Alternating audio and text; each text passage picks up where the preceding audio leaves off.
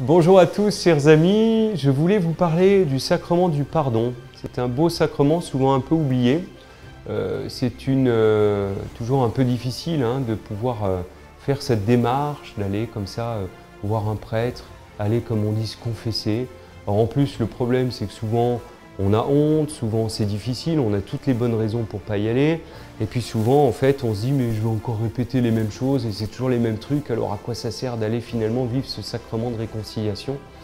Alors en fait, quand tu vas vivre ce sacrement de réconciliation, ce qui est le plus important, c'est que tu viens vraiment plonger dans la miséricorde du Seigneur.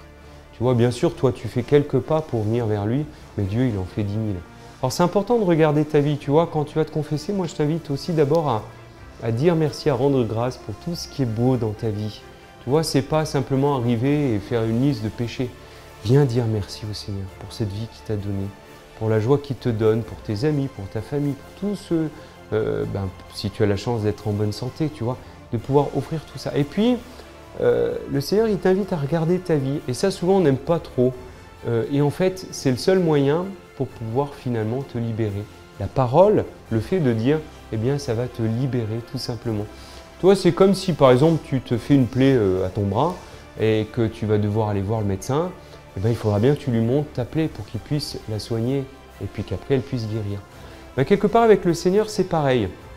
Bien sûr qu'il connaît ta vie. Bien sûr que tu peux lui demander pardon au fond de ta chambre et dire « Seigneur, je te demande pardon ». Mais faire la démarche. C'est un peu finalement comme si tu allais vraiment vers Jésus pour lui dire, lui remettre ta vie.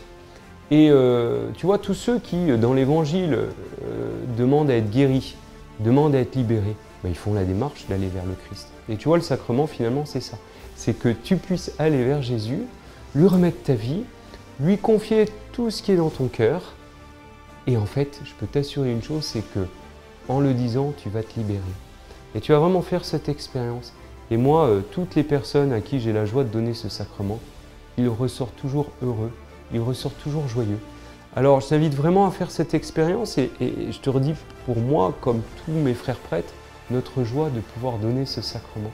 Donc, n'aie pas peur d'en user, d'en abuser, spécialement ce temps du carême où le Seigneur Jésus nous invite justement à changer nos vies, à changer nos cœurs. Ben, c'est peut-être l'occasion de faire un peu du grand ménage en nous et de pouvoir repartir joyeux, heureux et revivre vraiment la joie de notre baptême parce que c'est au moment de ton baptême que tout l'amour de Dieu est venu en ton cœur.